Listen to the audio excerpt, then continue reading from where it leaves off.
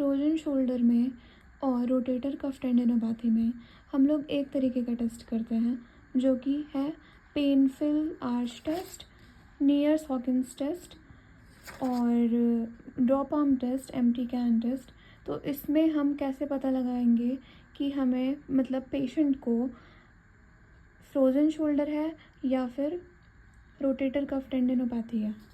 तो इसमें जो की डिफरेंस होते हैं वो तीन तरीके के हैं। मेनली तीन तरीके के मेनली टेस्ट क्या क्या हैं, क्या क्या डिफरेंसेस हैं कि जो फ्रोजन शोल्डर है उसमें क्या होता है कि उसको एडेसिव कैप्सुलाइटिस भी बोलते हैं। तो जो फ्रोजन शोल्डर है उसमें क्या होगा कि global loss of active and passive ROM होगा, ठीक है।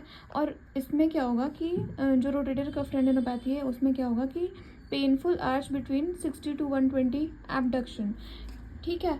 इसमें क्या होता है कि जो एक्टिव और पैसिव आरओएम है वो उसका कंप्लीट ग्लोबल लॉस होता है, ठीक है। और रोटेटर कफ टेंडिनोपैथी में क्या होता है कि जो हमारा पेनफुल आर्च है, पेनफुल आर्च होगा कितने से कितने तक, 60 to 120 डिग्री एबडक्शन में मेनली। और बट इसका पैसिव आरओएम जो है वो नॉर्मल होगा। फ्रोजन शोल्डर में क्या होता है कि एक्टिव और पैसिव दोनों का लॉस होता है और इसमें पैसिव जो है वो नॉर्मल रहता है, ठीक है। इसमें क्या होगा, फ्रोजन शोल्डर में क्या होगा कि जो पेन है, pain is early stage, pain in early stage, later more stiffness than pain. जो पेन है हमारा वो अर्ली स्टेज में होगा, है ना।